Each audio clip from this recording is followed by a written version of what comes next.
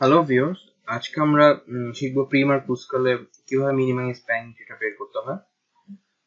So এটা আমি মূলত বই থেকে চিত্রটা নিয়ে এটাই বুঝিয়ে দিই।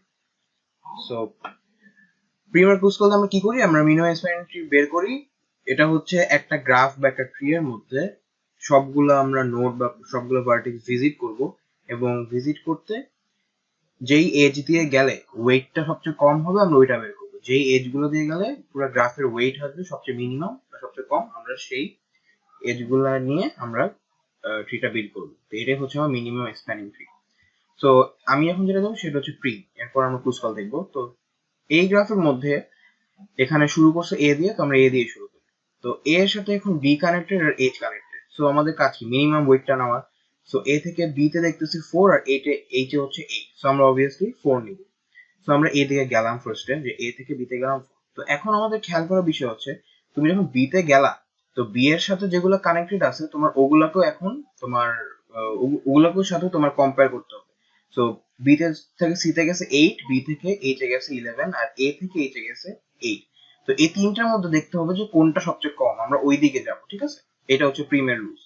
সো এই তিনটার মধ্যে দেখা যাচ্ছে বি থেকে সি তেও 8, এ থেকে এইচ এও 8। হ্যাঁ, তো তুমি যে কোনো এক জায়গায় যেতে পারো, তুমি বি থেকে সি তেও যেতে পারো চাইলে, তুমি এ থেকে এইচ এও যেতে পারো চাইলে। সো এখানে কই গেছে, বি থেকে সি তে গেছে, বি থেকে সি তে হচ্ছে 8। ঠিক আছে, তো আমরা যেই সি তে চলে আসলাম, তাহলে দেখো সি কোনগুলোর সাথে কানেক্টেড, কোন ভার্টেক্স গুলোর সাথে কানেক্টেড। একটা হচ্ছে আই এর সাথে 2, একটা হচ্ছে এফ এর সাথে 4 7। ঠিক আছে, 2 4 7 এই তিনটার সাথে কানেক্টেড।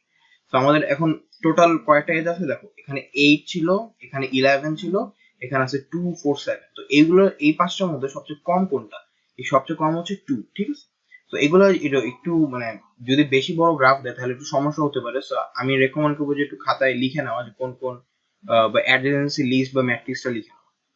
যাই হোক, তো এখান থেকে দেখতে পাচ্ছি যে সবচেয়ে মিনিমাম হচ্ছে 2। তো আমরা এখন এই দিকে অ্যাপ্রোচ করবো। তো সি থেকে আইতে গেলাম, 2 আসবে। তো এখন যেহেতু আই ভিজিটেড হয়ে গেল, তাহলে আই এর এজ গুলো দেখি, সেটা হচ্ছে 7 আর 6। ঠিক আছে, তো এর মধ্যে এখন দেখবো যে মিনিমাম কোনটা। তো আমার কাছে 7 6 8 11 আছে, 7 4 আছে। তো এতগুলোর মধ্যে মিনিমাম কোনটা এখন আছে, 4। তো আমরা অবভিয়াসলি এখন সি থেকে এফ এ যাব। তো আমরা এখন সি থেকে এফ এ গেলাম 4। এরপরে দেখতে হবে যে মিনিমাম কোনটা। দেখো এফ এর যেই আমরা এফ ভিজিট করলাম, তাহলে এফ এর এই এজ গুলো এখন কি ডিসকভার হয়ে গেল। তাহলে এখন কি এখানে 10, এখানে আছে কি 2। তাহলে আমরা 2 টা নিব, কারণ 2 টা এখন পর্যন্ত সবচেয়ে কম। তো এই যে জি থেকে এবার মানে এফ থেকে এবার জি তে নেওয়া হলো। ঠিক আছে, তো যে জি তে ভিজিট করলাম, তাহলে জি এর সাথে কি আছে, 6 1, আর বাকি এতগুলা কিন্তু রয়ে গেছে। ঠিক আছে, এগুলা কিন্তু আছে। তো দেখবো যে মিনিমাম কোনটা সবচেয়ে। তো 7 তো না, এখানে 6 ও না, 11 8 7 ও না। তো এখানে কি আছে, 1। এই যে 1 হচ্ছে সবচেয়ে মিনিমাম। তো আমরা এখন অ্যাপ্রোচ করবো জি থেকে এইচ, জি থেকে এইচ। ঠিক আছে, তো জি থেকে এইচ এ আসার পরে এখন আমাদের খুঁজতে হবে মিনিমাম কোনগুলো। দেখো কি কি রয়ে গেল আমাদের, 7, এদিকে 10 14 6 7 11 8। তো দুইটা 7 দেখতে পারতেছি আমরা, এই জায়গায় একটা 7 আছে, এই জায়গায় একটা 7। তো আমাদের কি করা যাবে না, সার্কিট বিল্ড করা যাবে না, বা আমাদের এটা জানি একটা সার্কেল না হয়ে যায়। ঠিক আছে, সো যদি কোনো সাইকেল থাকে তাহলেই সমস্যা। তো আমরা যদি এই 7টা নেই এইচ থেকে আই এ, তাহলে কি দেখো এখানে কিন্তু একটা সাইকেল হয়ে যাচ্ছে। তো আমাদের এটা নেওয়া যাবে না। তো আমরা কোনটা নিব, এই 7টা নিব। তো আমরা এখন সি থেকে ডি তে গেলাম 7। ঠিক আছে, তো সি থেকে ডি তে যাওয়ার পরে ভালো মতো খেয়াল করে দেখো যে সবগুলা কিন্তু মোটামুটি ভিজিটেড। ঠিক আছে, এই যে দেখো A B H G I C F D সবগুলো কিন্তু ভিজিটেড, খালি একটাই নন ভিজিটেড নোড আছে, সেটা হচ্ছে কি ই। তো বুঝতে পারতেছো ই তে যাওয়ার এই রাস্তা তিনটা আছে, একটা আছে 9 14 আর 10, না 14 না সরি 9 আর 10। তো তুমি কোনটা নিয়ে যাবে, অবভিয়াসলি আমরা কি নিব, ছোটটা, সো 9। সো আমরা এভাবে পরে ডি এর সাথে ইটা কানেক্ট করব। তো এটাই ছিল বেসিক্যালি প্রিম, শর্টকাটে বুঝেছি। সো যাই হোক, এটাতে তুমি যদি টোটাল ওয়েটটা যোগ করো, আই হোপ 37 আসবে। মানে এই তাহলে আমরা মিনিমাম স্পিনিং ট্রিটা ওয়েট পেলাম হচ্ছে 37। তো আমি বলবো যে তোমরা যদি প্র্যাকটিস করতে যাও, এখান থেকে তো আমরা এ থেকে শুরু করছি, তুমি ই থেকে শুরু করো। ঠিক আছে, ই থেকে শুরু করে দেখো 37 আসে নাকি। যদি 37 মিলাতে পারো তাহলে ঠিক আছে।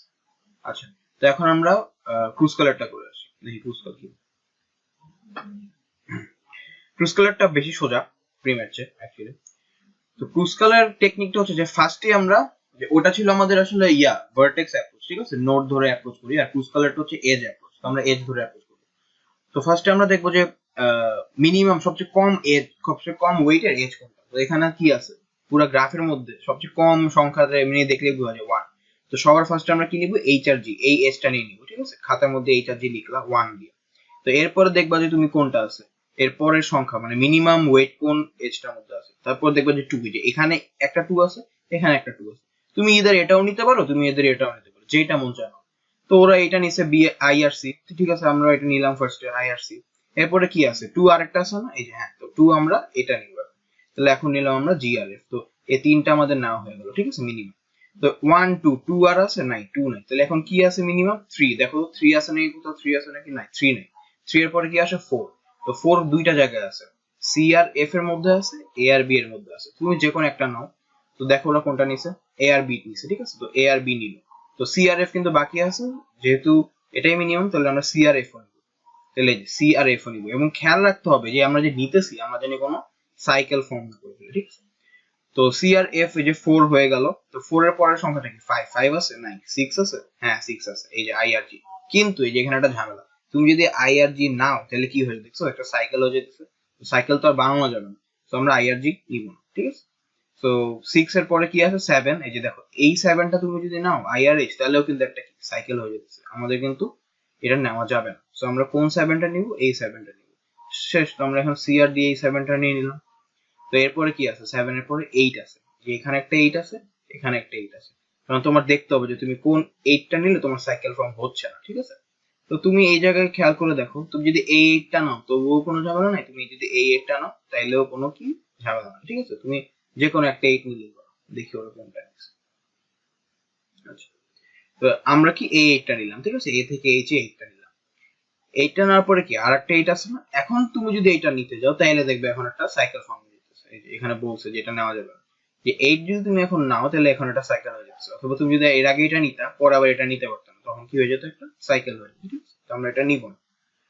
তো 8 এর পরে কি আসে 9 আসে। তো এই যে এখন 9 দিয়ে মানে আমাদের টার্গেট করতে হবে কি সবগুলা নোড জেনে ভিজিট হয়। তো এখন তো দেখতে পাচ্ছ যে এগুলো সব কানেক্টেড, খালি কানেক্টেড না কোনটা, এই ইটা কানেক্টেড, তো ইটাও কি কানেক্ট করতে হবে আলটিমেটলি। তো এটা কানেক্ট করার যে আগের মতো দুইটা ওয়ে আছে 9 10, তো মিনিমাম কোনটা 9, তাহলে এখান দিয়ে তুমি জাস্ট ডি এর সাথে ই কানেক্ট করে দিলে 9। আর বাকিগুলো চেক করার দরকারও নেই, কজ অলরেডি সব ভিজিটেড হয়ে গেছে। চেক করার একটা দরকার ছিল যদি আমরা মানে একদম র্যান্ডমলি নিতাম, ঠিক আছে, আমরা অলরেডি মিনিমাম ওয়েট গুলো নিয়ে নিছি। সো আর কোনো যা বাকি যেগুলো বাকি থাকবে ওগুলো অবভিয়াসলি বেশি থাকবে। তো এইভাবে হচ্ছে প্রিম আর ক্রুসকাল দুইটা অ্যালগরিদম কাজ করে। আই হোপ বুঝতে পারছো, যদি কোনো প্রবলেম থাকে তাহলে কমেন্টে জানাই দিও। And thanks for watching.